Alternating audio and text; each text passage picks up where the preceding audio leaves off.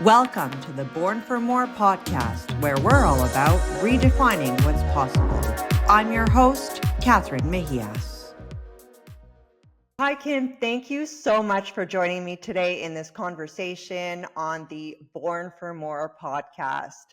I told my girlfriends that I'm having this chat with you, and I have a whole list of questions. They're like, don't forget to ask her this and this.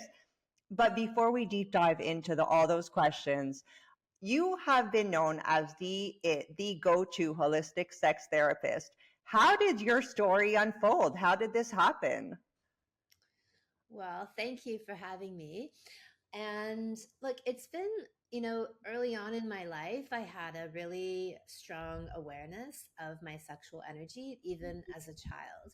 And then my earliest sexual experiences, I had some very transcendent, life changing, spiritually opening experiences. And so that really defined what sex was for me, that it was like this really profound portal for opening and accessing other states of consciousness and connection and spiritual awakening. So that was through my own explorations, how I then understood what sex was. And then obviously looking out into the culture at large, you're like, well, okay, nothing really validates that perspective. And then in my early 20s, I discovered Tantra and Taoism and saw how these ancient cultures actually did speak about sex as a spiritual springboard. And sex was this profound way to connect with our inner selves and even with the divine. And I thought, okay, well, that matches much more of what I've just found organically in my bed and in my partner. So then over the years, I've had a really strong interest in how do we change? How do we grow? How do I self-actualize into the best version of myself? And so ever since my mid-teens, I've explored everything from meditation, transpersonal psychology, Eastern philosophies and religions, health, wellness, food, diet, exercise, all of these things in the effort to find, how do I accelerate my growth? And over the years and the decades, the thing that has done that the fastest and the most deeply is sex.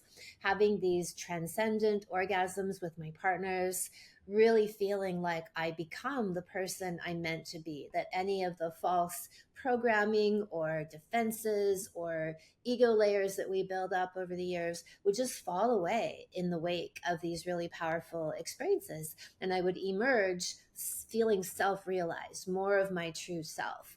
And so over the years and the decades, then my own practice has become an amalgamation of all these ideas, but at the core of it, the notion that sexual energy is powerful life force energy. And if we're not using it to make babies with it, we can use it as a creative, rejuvenative, healing, manifesting power in our lives and in, of course, our relationships, but much more than that, as the person we show up in the world as, how we channel our gifts out into the world.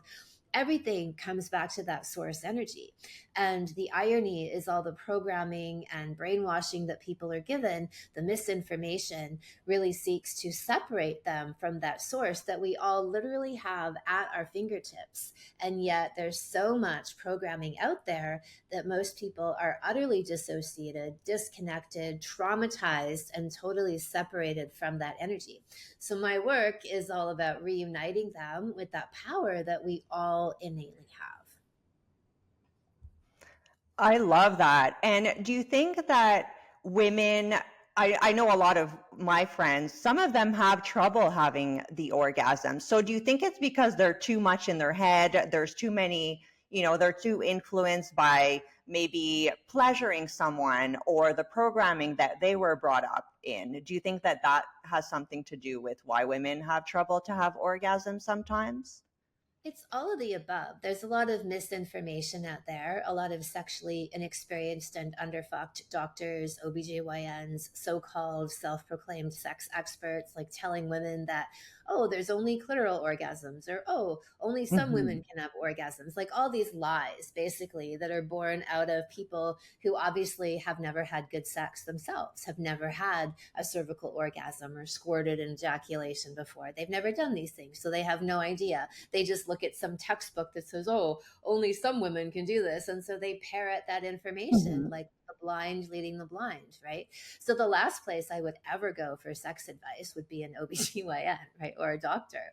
But some people think, or a scientist, that those people are self-proclaimed, self-dubbed expert. I often say if I went to like a typical sex school or something, like I would be broke and unsuccessful.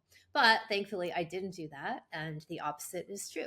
So, yes, programming, misinformation is huge. Sexual trauma is huge. People who've had Mm. trauma, which is almost everyone to one degree or Mhm. another, some level of injury, violation, inappropriateness around their sexual energy and selves.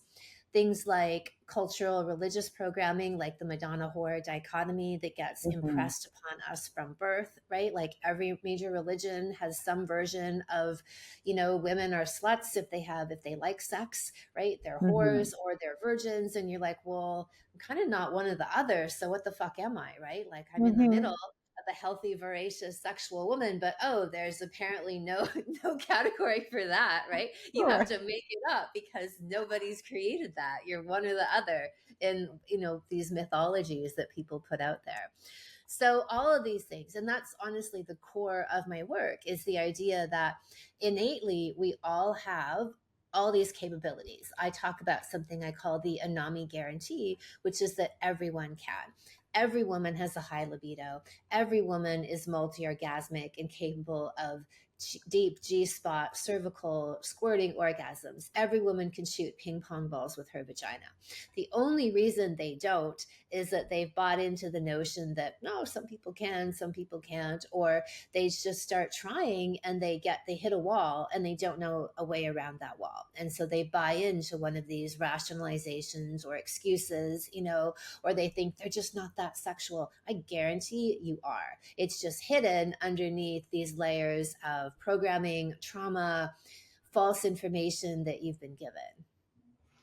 I love that. I am blessed because I'm one of those women who can have multiple orgasms. I just discovered, I'm going to say this on my podcast, squirting like a few years ago, and now it's kind of a normal thing.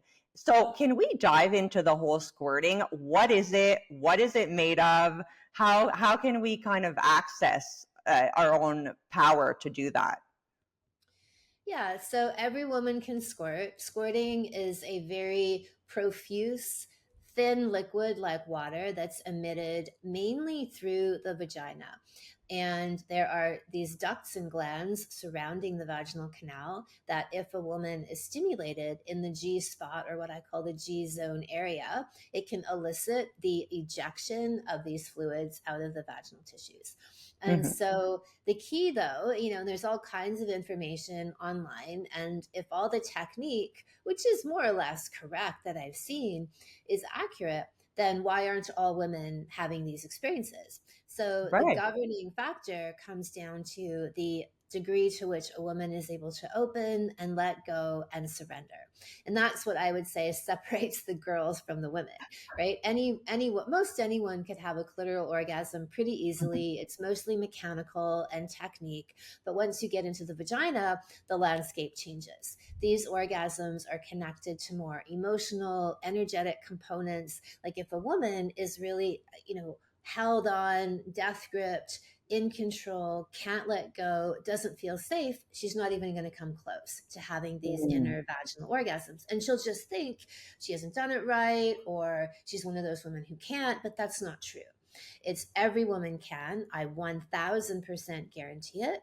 If you haven't, you just haven't put together the right combination of, yes, technique, but even more so emotional technique, learning how to Mm. surrender and to open and abandon yourself, to really be vulnerable, to show up. And if you are, for example, in a relationship where you don't feel fully safe, you don't feel fully seen, if you've got a buildup of unresolved issues in your own sexual expression, let's say some past trauma that's happened to you, or just like the Madonna horror thing, right? Like Mhm. you got into that, all these things build up as walls within you, energetic walls within the vagina that are going to prevent you from having these experiences. So I consider orgasms to be a barometer. when someone, in this case a woman, has done enough processing, healing, alchemizing of these past ideas, wounds, hurts, then the orgasms will come. If you build it, they will come, right? And so you know then that you've done enough healing work because the orgasms flow. If they haven't Mm. arrived yet, then it's simply a message. You've got more inner work and play to do to release these things so that you pave the way, that it becomes a flow that you can tap into anytime, which is the natural birthright of all women. Again, a NAMI guarantee, everyone can, no exceptions. Even for women who've been had body parts removed, like let's say missing a cervix, they can still have cervical orgasms. It acts like a phantom limb. So when I say everyone, I mean motherfucking everyone. There are Oh, no wow. exceptions. Yeah. I love that because mine kind of happened by accident one time. And then I found it was like a muscle memory. Like once it happens, you can kind of tap into that energy and you kind of know. But if you don't know, you don't know. Like, so I guess you have to kind of go in and explore on your own, right? Well, I mean, both. I suggest that women all have some kind of what I call vaginal reconnaissance practice, which is getting to know your own yoni inside and out, spending time in there, self massage, exploration, even without the expectation of orgasm, just getting in there, getting to know every little nook and cranny, every Mhm. millimeter of your anatomy. And then you can also do that with a partner and I recommend that you do, where they get to know every millimeter of your anatomy. And so, yeah, part of that work is know thyself, right? And, Mhm. conquering all of these places of dissociation that show up in the body.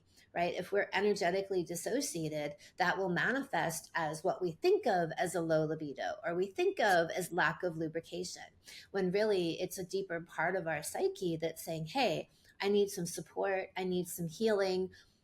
Please look at the inner side of me to help Right. me release these things. And then I will flow like nobody's business. I will flow like Niagara Falls, right? Guarantee every woman can.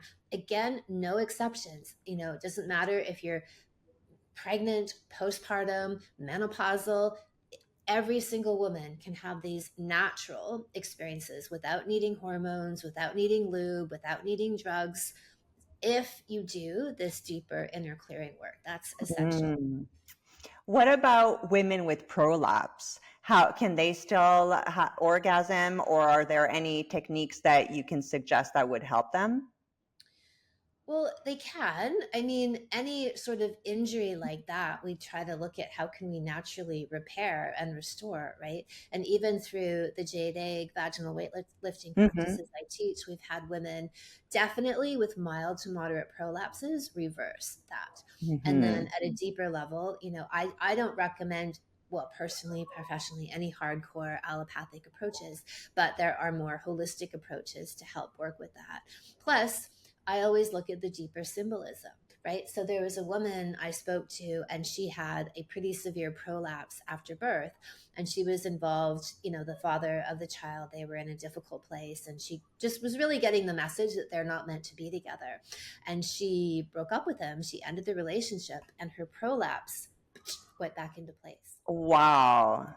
right? Wow. And so we, in the Western allopathic mindset, those kinds of things are totally discounted, right? Never even looked at. And yet, in my realm of holistic healing, that's the core, right? And so, if we Hmm. can heal and acknowledge and address these things at a higher level, yeah, look, there's still physical practices that can be helpful. But I would, like, in my work, it's not the invasive, violent ones of, Western medicine. But in this case, it's like, okay, what is the core root cause mentally, emotionally of what created that imbalance that then manifested in the body? And if we can get to that place, that's where the true healing begins. And then that filters down into the physical body. And we've had many examples of that kind of radical healing where there was a woman who had severe endometriosis, like, gut reeling, nausea producing, couldn't function.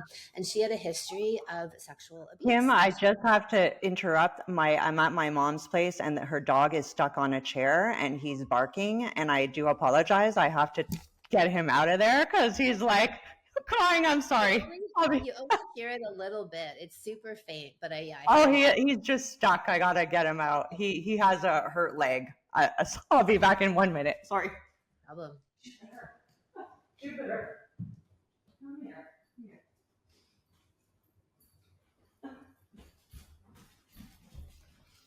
Sorry about that. No worries. Jupiter is his name. Aw. He's happy now. So sorry for that. Um, so how is you talk a lot about energy and the Well, flow. shall I How is finish it? the story? Yeah. Shall I finish the story that I was telling? Yes. Yeah. So this woman had a history of sexual trauma that she'd never done any healing work on. And so she, within my vaginal kung fu salon, used the different practices, meditations, exercises, used the jade egg as a way to really help her reconnect and establish a consciousness with her vagina again. Her endometriosis totally disappeared. She didn't do anything different, like no drugs, no even holistic approaches that she had actually tried in the past, but it was through Hmm. getting to the core root healing of where that injury then manifested in her body that evaporated it. Like she went back to her doctor, who's like, well, I don't know how to explain this, but this is gone, and she's like, yeah, well, I do. I know how to explain it, and you can take it or leave it, right? But that's the kind of stuff that just thrills me to no end, to see the proof in the pudding that when we do this Hmm. deeper inner healing, our physical symptoms are an expression of unresolved issues. And when Hmm. we resolve them, the physical symptoms no longer need to get our attention and they go away. Well, our body tells us what to do, but we kind of suppress it. We're taught to, it's not important, it's not true, take this medication, do this. But in reality, it is so smart. Everything is energy. We just have to tune Yeah. into ourselves and listen Yeah. to ourselves, right? Yeah. Um, Exactly. so my next question is, you speak a lot about flow and orgasms. How is all of that related to money and creating abundance and all of that? Right. So, like I said earlier, sexual energy is life force energy. And in these ancient studies in Taoism and Tantra, they looked at it as a type of creative energy source. It's the direct creative, procreative, reproductive Mhm. energy of the universe that comes through us, right? And where people get tripped up is they end up wasting that energy, like junk food sex versus what I call gourmet sex or higher Mhm. level, learning how to channel that energy consciously into your life as a creative molding, sculpting power, right? The ultimate manifestation tool. Mhm. And so at the same time, the second chakra is sex, creativity, and money. And so, what I've seen over the decades of doing this work is that people, as they begin to really inhabit their sexual selves, they tap into this energy, they own who they are. And then I also teach practices of how to consciously channel this energy as a creative manifesting power. They start to see these shifts in their lives, right? They become different people. As I said, they become more self realized versions of who they are. But one of the most fascinating things that I love to see is that because this creative expression really is our individual blueprint of who we are, right? That is our Mhm. genetic, one of a kind expression of us. So people start to make choices in their lives that are more in alignment with the truth of who they are. That might look like friends falling away that they're not really Mhm. resonant with anymore, developing new social circles. One of the wildest things I see is when people are working in a job that they are not fully in alignment with, right? Maybe it's a pay the bills kind of job. They've taken it or however long they've been in it, but it's not really their true dharma. It's not really a deep Mm. expression of who they are and the ultimate gifts they have to give in the world. So they end up getting either like forced out of that job or they just spontaneously will quit that job and they end up in some other situation that is more in harmony with who they are, more of the truth of who they are. And so that happens all the time. And then the other thing that happens, as I'd say, an affirmation of that is I see money as the validation of the universe to say, you're stepping up, You're taking chances. Mm. You're putting yourself out there. Here's some cash. Take it. It's yours. You've earned it. Right. And so people will say things like, this money just fell into my lap. And I'm like, yeah, because your lap is what attracted it, right? They'll get just windfalls of money, unexpected gifts, a raise at work where their boss just calls them in. It's like, I'm going to give you another 100 grand this year. And they're like, okay, thanks.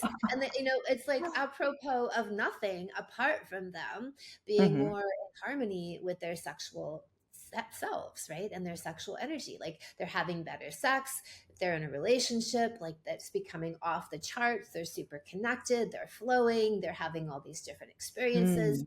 Things around them then begin to be healed by the flow, the charge that they are generating from their connection. And that's what it's meant to be. That's what your Mm. sexual energy is meant to do.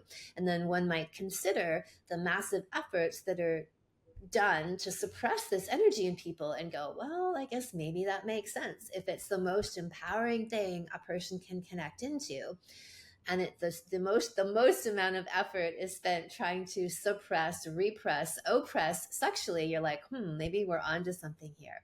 So that's another one of those proof in the pudding, is that when people really Mhm. elevate and connect to that energy, they start to see that come back, in abundance. It could be opportunities, helpful people, and just as often it's literal cash.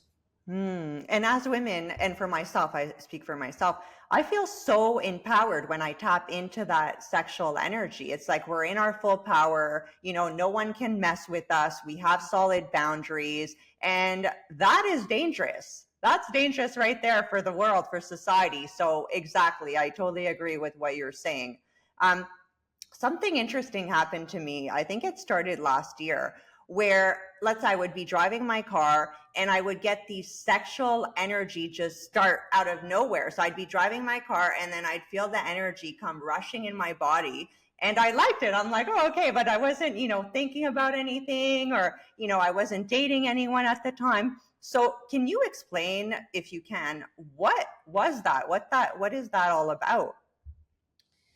I think the more tuned in you get to that energy, you realize it's not just because it's life force, right? It's not just Mm. connected to touching yourself or thinking about somebody in a sexual way. It's life force energy. And for me, doing this work for 30 plus years, it's a creative energy. So when I get into Mhm. a creative flow, I'll start to get sexually turned on. I'll feel a flutter in my clitoris, in my vagina, right? I'll feel like I'm actually almost like wanting to fuck my creative project, Yeah, right? Like I get the same that's kind of how I felt. physical, yeah, union with it. And that is Yeah. because this is creative power. And what is, all these similar like creativity, procreative energy, making new life, reproduction, it's all in the same mix and the same flow. And so Mm. once you've tuned into more of your sexual energy, the creative process begins to feel sensual, sexual, charged, right? Because you're making new life. I really meant it. When you're not making babies, you channel that life force into creative projects, into being a parent, redecorating your house. Like they don't have to be the Mhm. cliched pursuits of painting and drawing. Like no, anything that calls upon you to contribute some of your vision is creativity. And that could be gardening, that could be cleaning your house, right? That could be Mm. reconstructing your whole like backyard, any of these things. And so I encourage people. I have a practice that I call meditate, masturbate, create. That's about Mhm. learning to tune in to that energy. And it's a 3-step process. I have a great YouTube video and podcast on it if you want to link that goes through. Here's how Absolutely. you consciously do this, right? So that I'm talking about it as a concept here, but no, Mhm. here's an actual step-by-step process.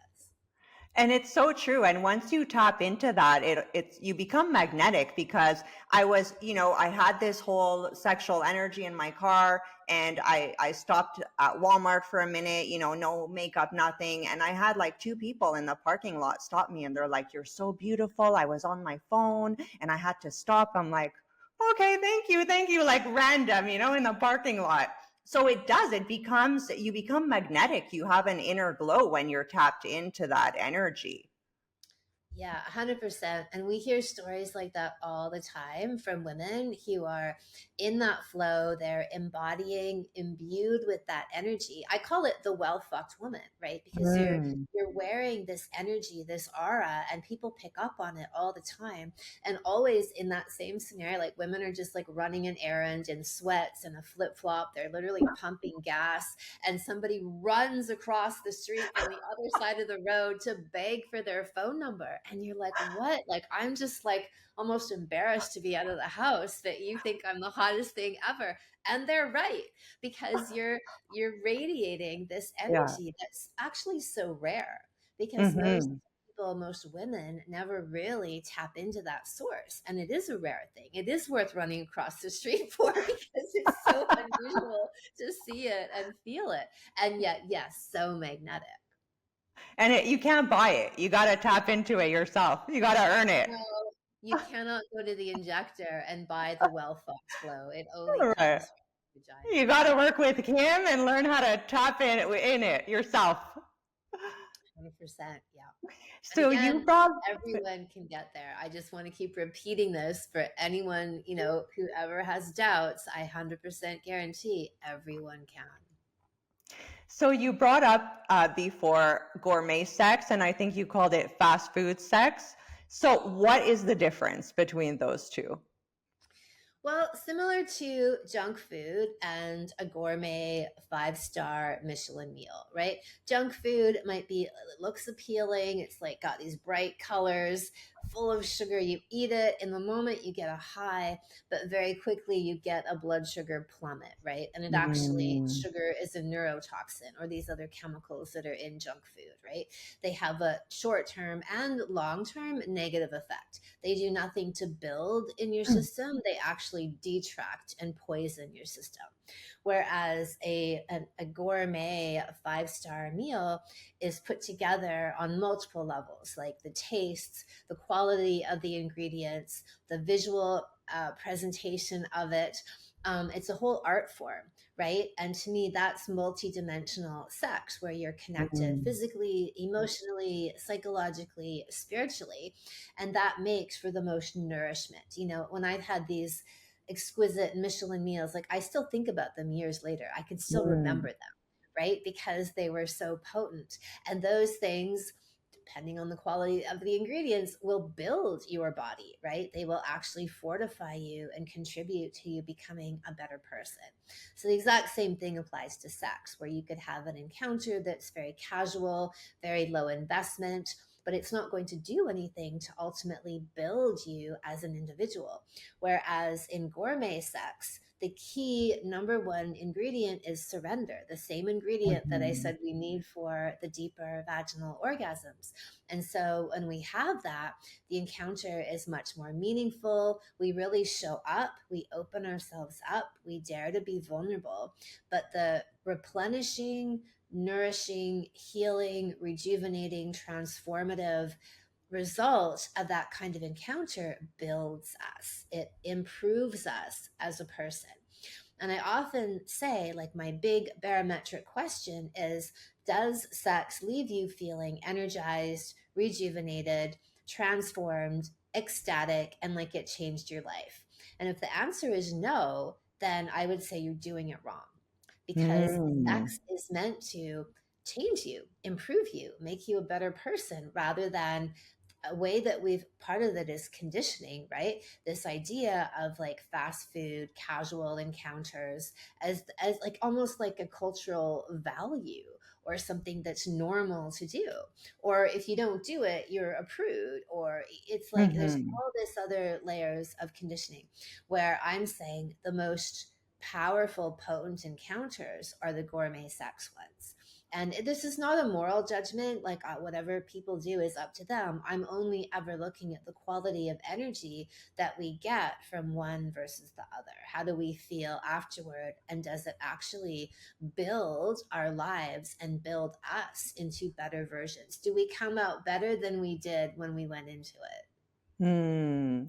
And so, how do we have gourmet sex? Let's say we've been with the same partner for a long time. It's kind of, how do we tap into that multidimensional energy and have this amazing sex when we're so used to maybe not having that great, or it's become boring? How do we get back the spice? I think the first step is having a conversation about it to say, look, I've learned that there's something else out there, and I would love for us to explore this, right? I'd love for us to have a better, wilder sex life. I'd love for us to feel more emotionally close and connected. Are you in? Right. And then the only acceptable answer to that invitation is fuck yes, I'm in. Right.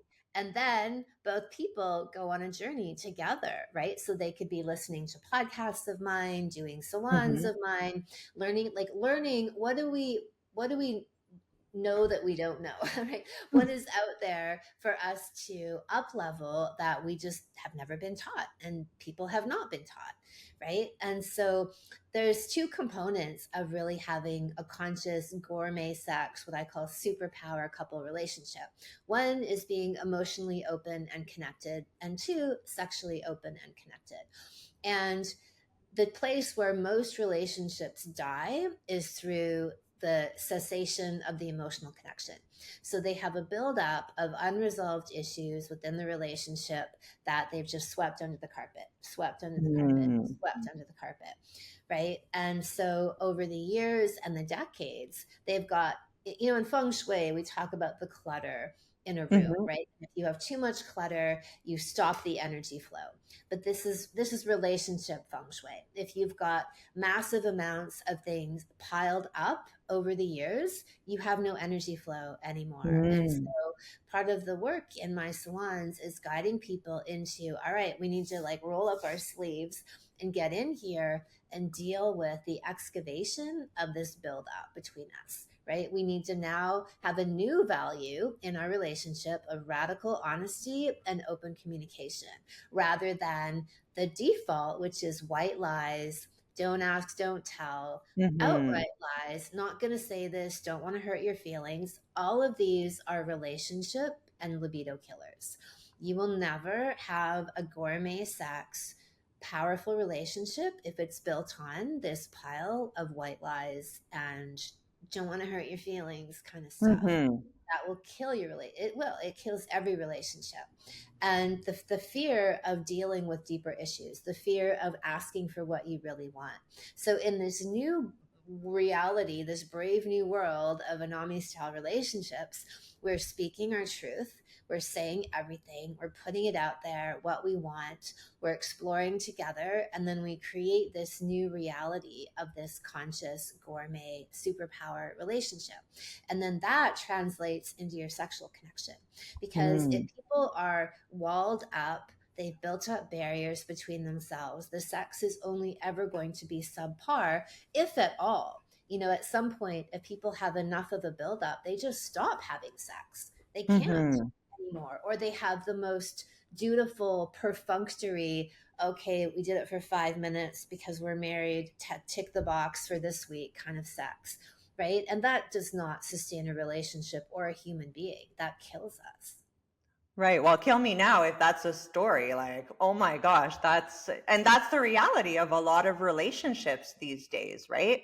So I heard you say recently on a podcast, speaking of gourmet sex, that it should last, or it can last 3 hours or so, or was it? I think it was 3 hours. Can you explain all of that, please?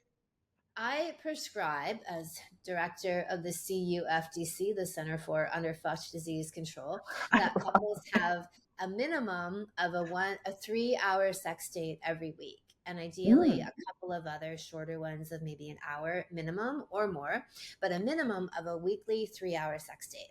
And the reason I say 3 hours is that people need that time of uninterrupted sanctuary in which to really, when I've talked about opening and surrendering, that's a Mhm. process. And the more you do it and the more you live there, the easier it is and the more sustainable it is. But especially initially, and if you're working at unblocking years of, like I said, build up and Mhm. defenses, you need this kind of time. So the 3 hours is not a movie, not a walk in the park. It's not going to dinner. It's 3 hours in bed, naked together. And this can be composed of all a number of different sex acts, but you're expanding that time and giving yourself this space of connection. And most people are like, what? 3 hours of sex? You mean 3 hours of intercourse? And I'm like, look, eventually, yes, but not Mhm. necessarily right away. And then people will be like, how are we going to fill 3 hours? And they go into it skeptical but willing. And then they're like, oh my gosh, the time went by like nothing. And then they end up having hours of intercourse over time Mhm. where and then they lose track of time. They come out of it and they're like, oh my God, it's 4 in the morning. We had sex for 6 hours. Like, all right.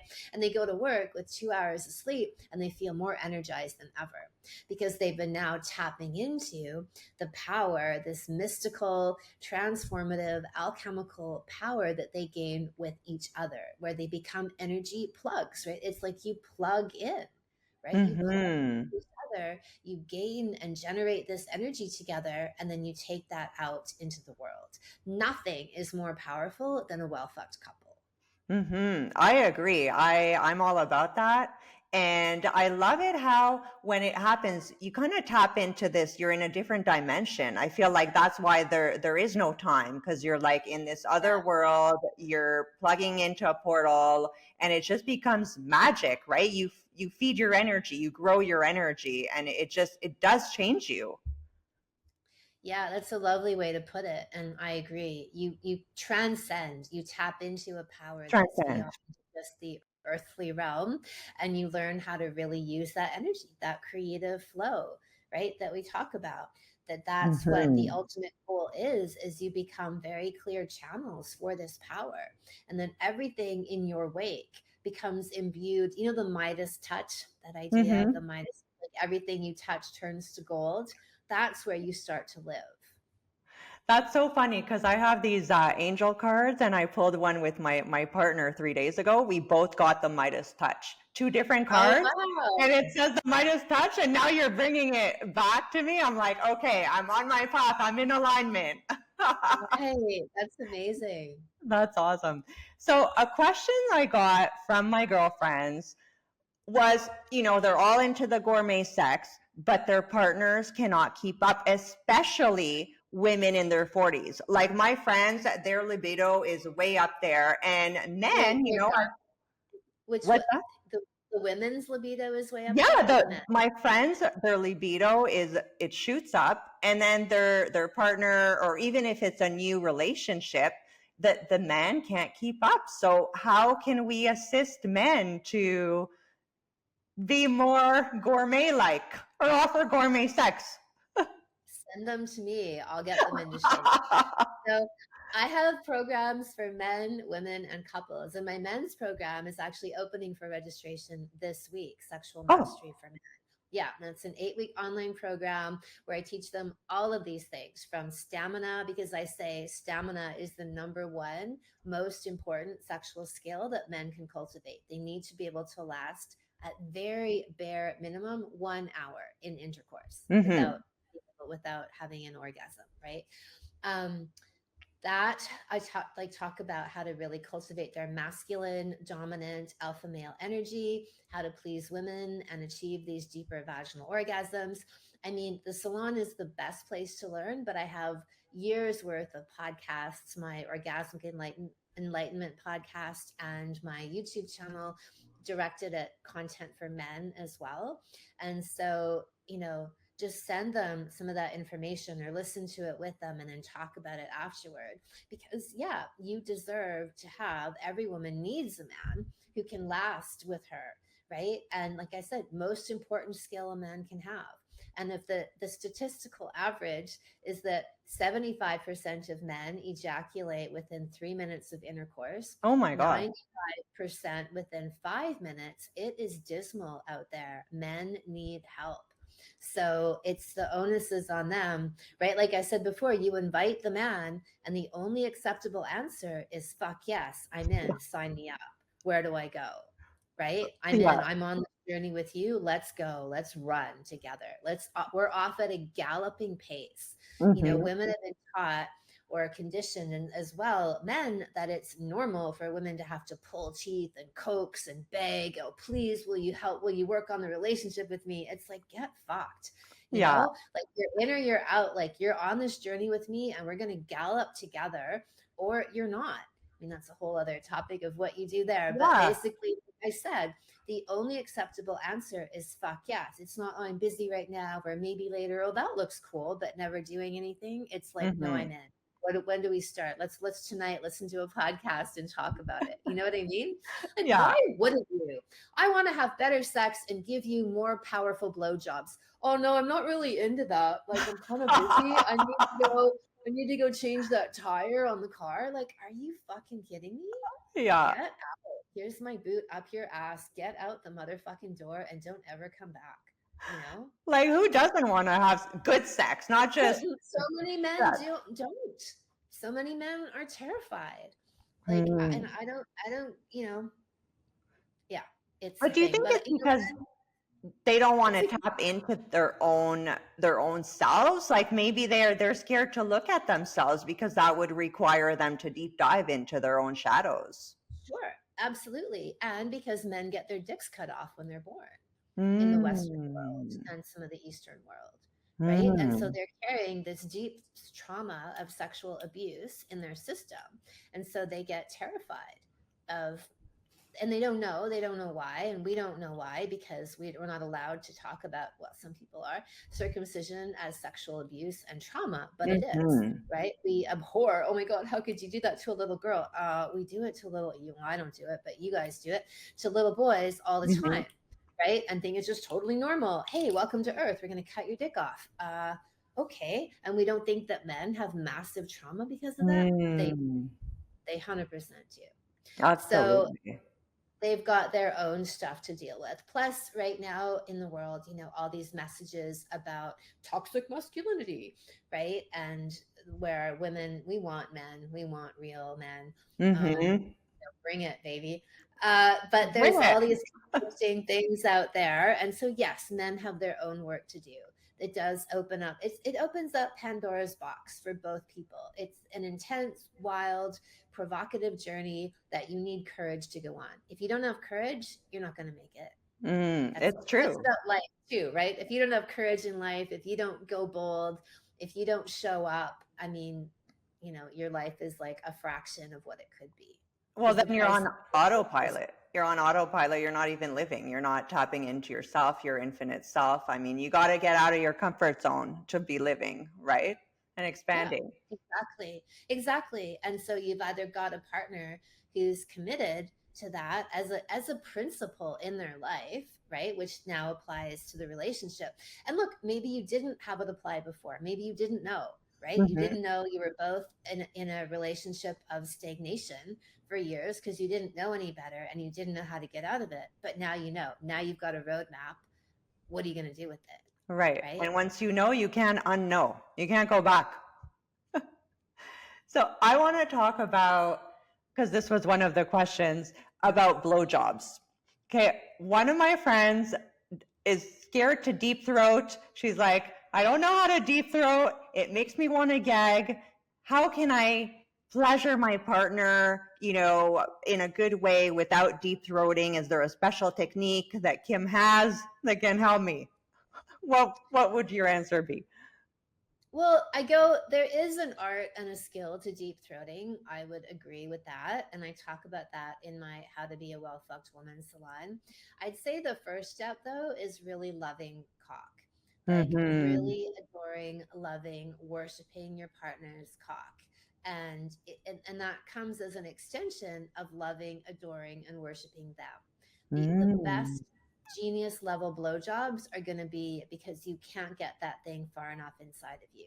It's all you think about. You Mm-hmm. worship it. You can't walk by it without dropping to your knees to say hello to it, right? Like when you fall in love with your partner's cock, and you can't fake that. That's the thing. You either love it to death or to life, or you're like performing, then they feel the difference. And Mm-hmm. so, like I said, this is that litmus test of how much you're truly open to and vulnerable with and surrender to your partner.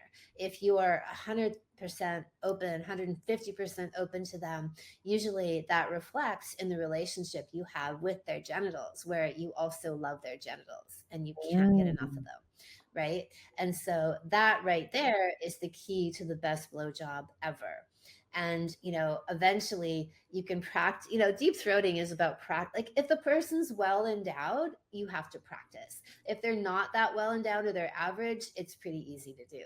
But if you have a larger partner, it's like building stamina. Like, you have to practice. It could take you weeks to get good at doing that, with a loving and patient partner. But Mhm. beyond, like I said, before that, even is simply having that kind of intimate relationship with their genitals. And I say the same to men about women's yonis, right? Is that you have a Mhm. relationship with your partner and you have a relationship with their genitalia that's independent. One's independent Mm. of the other. And in really deep sexual connections, that's what happens. Mm. That makes sense. Fall in love with the cock, love it, lick it, and then work your way in your throat, in your mouth. Yeah.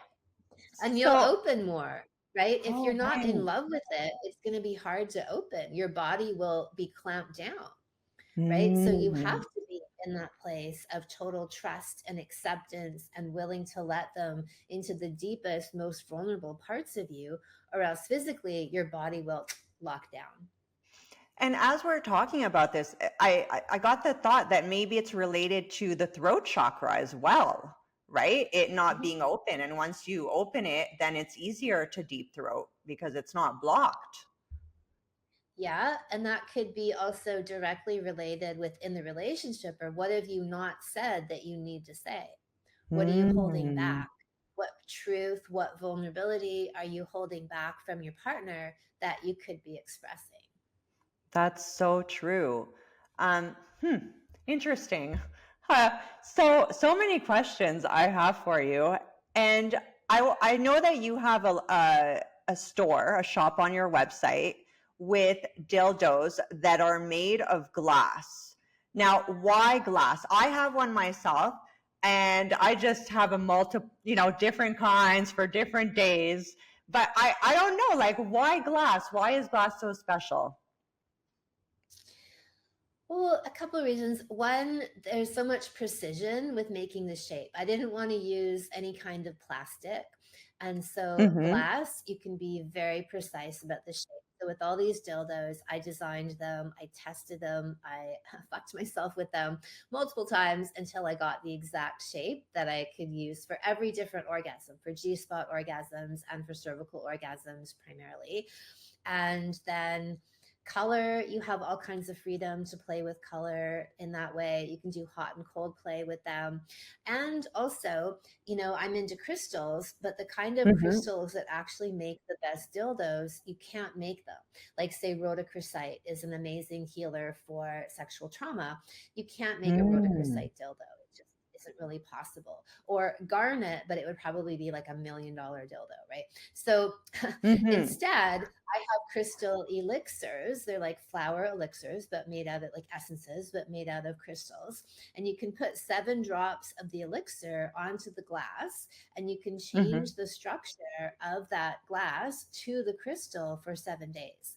So I've got rhodochrosite elixir, crocite, garnet, carnelian, all of these crystals that are actually the best sexual crystals that Mhm. cannot otherwise be made into dildos. And then you can use the drops to put onto the the glass dildo, and change the energy into the energy of the crystal.